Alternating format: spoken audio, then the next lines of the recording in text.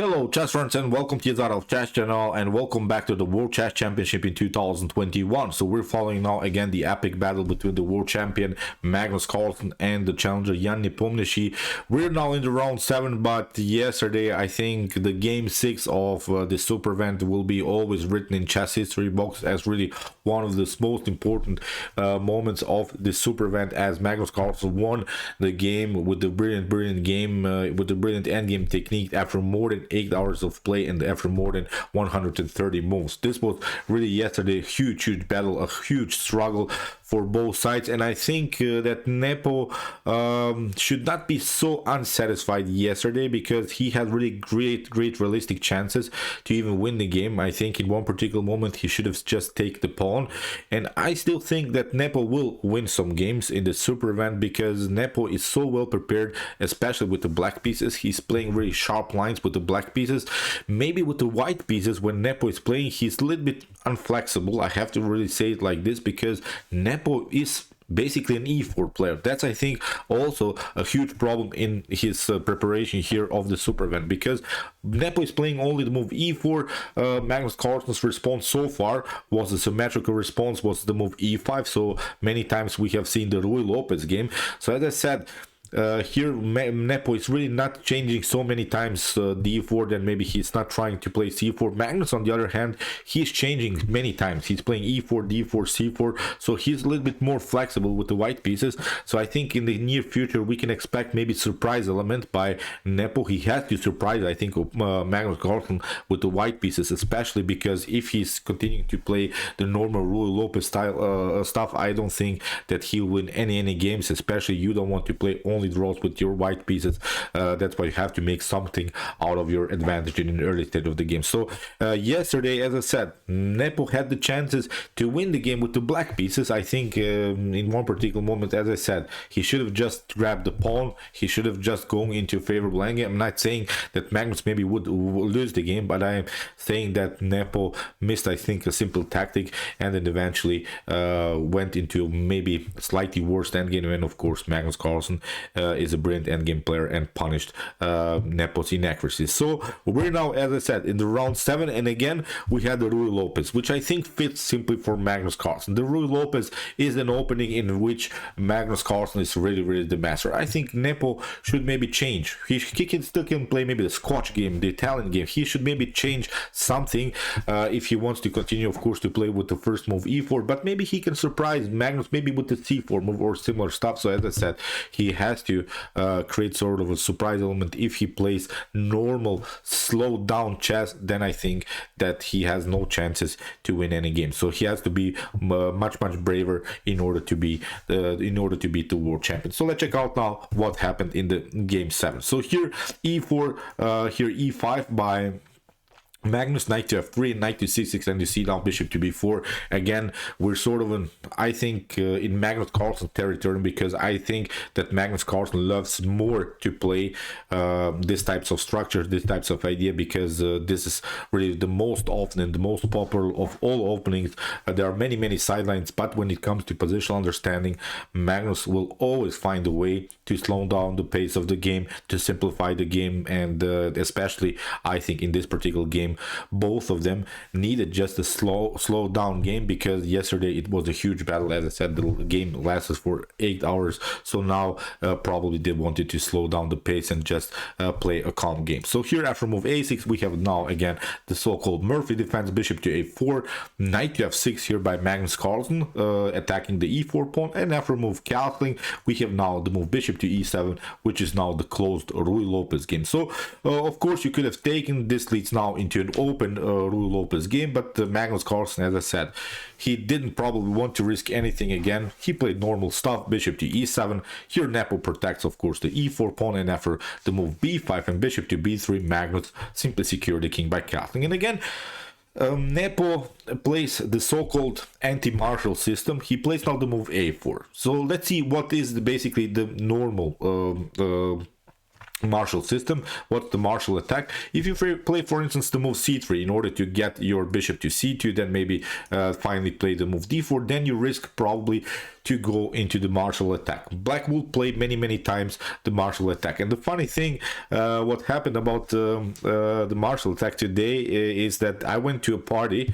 and my brother-in-law, the famous Argat went also to a party, but we didn't know that we will meet at the same restaurant. So we went to the same restaurant, and then I saw his car in front of the restaurant, and we really didn't have any agreement. So when I saw him, then we talked about, first of all, this game, and then we talked about the martial attack. You see, we both agreed, I think, my brother-in-law Antonio and I, that the martial attack, white doesn't want to play anymore these days, because with computer evaluations, with really great tactical preparations that you can make maybe with the Stockfish engine at home, the martial attack is really not so pleasant to play. You can maybe take takes, and now this normal line of the martial attack will be maybe you can grab the pawn here on e5, but here after move knight to e5, rook to e5, I don't think after c6 that white has really a pleasant game. You see the lack of development. The bishop is not out. The pawn on c3 has taken the normal square for the knight. This knight is centralized, so you don't want to give basically up your best piece just in order to take out the knight. And look at this bishop here.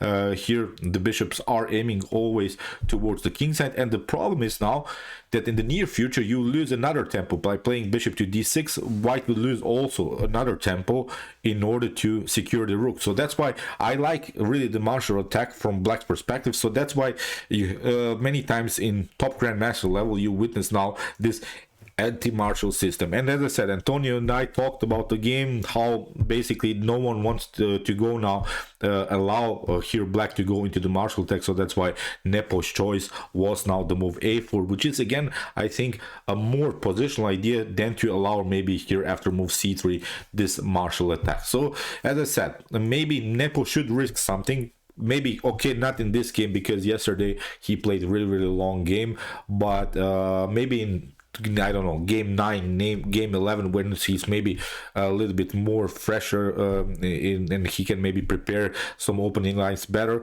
then he should probably play much sharper line instead of his anti-martial system. So here after move a4, rook to b8, 8x b5, 8x b5, pretty standard stuff. And now basically you see the main issue of blacks, which was in the beginning this pawn chain, a6 b5, which was the slightly weakness in the continuation of the game, now actually becomes always black's strength. So with the support of the rook, this b5 pawn can be very annoying, because after a potential b4 move you can really paralyze the whole queen side. You can stop really white's progress on the queen side. So that's why so far normal ideas here by both sides. So here h3, normal stuff, also always preventing some pinning ideas, because the battle is basically here around the square d4. So that's why h3 is a prophylactic move after d6, and bishop to g4, maybe black could use the pin, and then you could maybe battle anymore for the d4 square. So here in the continuation we have now d6, and you see now this martial idea, this d5 move is not working anymore. So now this basically this martial attack, but with this anti-martial system that Nepo played, these ideas are not working anymore. After knight to d5, you see after knight takes e5, knight takes e5, rook to e5, now the knight is hanging, but it's a different position than this position, you see, because now the c3 pawn is not there anymore. So in this particular scenario, let's go back. Here after move rook to e5, still white has the opportunity to place the knight on the natural square on c3, then on e4, and then of course search for different paths. Of course black will probably play again a new tempo against the rook, but we can still retreat, play d3, bishop to, I don't know, e3, knight to c3. So here I don't think that white has problems to develop the minor pieces. So that's why this d5 idea that we usually play in the martial attack is not working anymore. So that's why d6 here played by Magnus Carlsen. We have now d3, and you see now again symmetry. The pawn structure gets more and more symmetrical. So that's why I think when you want to get the draw again.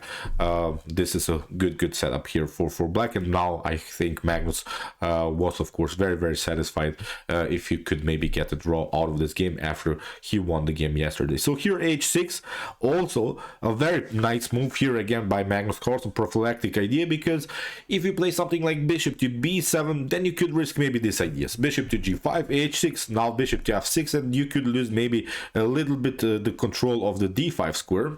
I think you can lose really the battle around the square d5, and the problem is now the bishop on f6 is a little bit blocked out by its own pawn structures. You don't want to have, of course, a bishop that is blocked out by its own pawn. So that's why sort of a positional idea could always happen to play the move bishop to g5. So that's why Magnus prevented its ideas, played simply h6, never ever allow also here Nepo to attack the knight, which is controlling, of course, the d5 square. So here in the continuation, knight to c3, rook to e8. Very important move by Magnus Carlsen, because he's now retreating with the bishop, although this is a bad bishop. Here in the continuation of the game, it is blocked out by its own pawn on d6, but you don't want to still lose it immediately, because still this bishop can be useful maybe here on g7, bishop to g6, bishop to g7, and then you could use it maybe on this diagonal, where it could be maybe sort of a bishop similar to the King's Indian. If you're familiar, of course, with the King's Indian defense, then these maneuvers of the bishops are really good. Sometimes this bishop can be still a useful piece, but what you don't want to get, as I said, is allow your opponent to take out this knight, and then that you're left simply with your bad bishop. So here Magnus, as I said, stayed simply with many pieces on the board. Nepo took knight to f6, we have queen to f6, and now we have c3. Again, the same ideas, creating this pawn breakthrough idea. d4 is now the main strategical goal. We have now knight to e7, because Magnus is saying, okay, I've lost the battle around the d4 square anyway, so now I'm going to maneuver my knight and at least maybe try here to cement it on f4. So I think sometimes recognizing your weaknesses in the position is also a very good strength of yours, if you can do that, of course, because Magnus, as I said, is saying, I'm losing the battle around the square d4, I cannot prevent the move d4 anyway.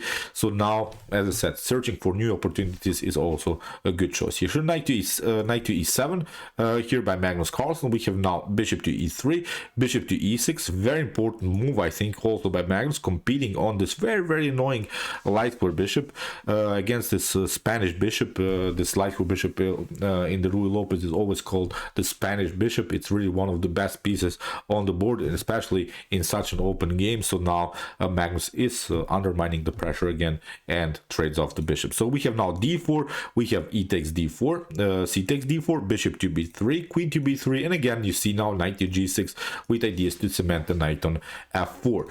We have rook to c1. Great move here by Nepo, attacking here the c7 weakness. We have now c5, but Magnus finds also, of course, a good counterattack, because still this e4 pawn is hanging, also the c5 pawn is hanging. So here Nepo is trying at least to spice up the game a little bit. He plays now the move e5, and I think the only maybe positional mistake that you can make is here to take d takes c5.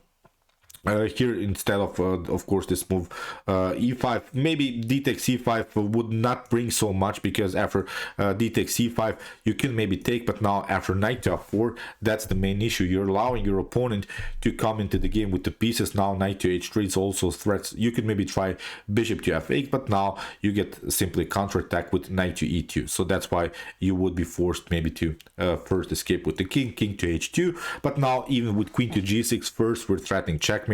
You can maybe try knight to h4, but now here queen to e4 would be a counterattack, and now it takes, and again I think this game should probably end in a draw. So as I said, here Nepo tried to spice it up further. He didn't take the pawn on c5. Here in the continuation, Magnus played queen to f5. We have d takes c5 now, but now after d takes c5, bishop to c5, Magnus has also the opportunity to takes, and now Magnus grabs also this weak pawn on e5. So here knight takes e5, rook to e5, rook takes, queen takes. We have queen to c3, queen takes c3, b takes c3, attacking here, both players attacking the pawns. And now after a couple more moves, we see now that it's of course a theoretical draw. Both players just played a couple more moves, and after a couple of moves we have this repetition, and the game ended in a draw. So really slightly boring game, but we can understanding. I think after this long battle yesterday, after this chess marathon yesterday,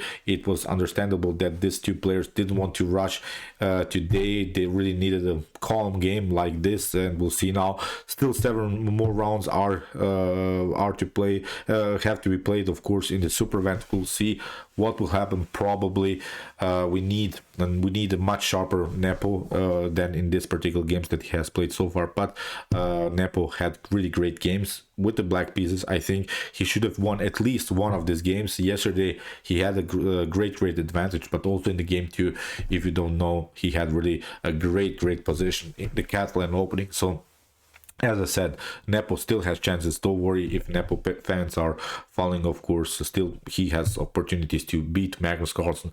Nothing is lost, but he has to be, just as I said, maybe slightly more sharper in the game. So, okay, I hope that you enjoyed the game. I really didn't enjoy it so much. This was maybe even the worst game so far. But as I said, probably the game will be heating up in the near future after a couple more rounds. If you want to follow more games of the super event, check out my coverage so far. We have analyzed many games so far of the super event, and if you like this content, don't forget to subscribe to my channel. See you soon with some more videos, and chess is the best, of course.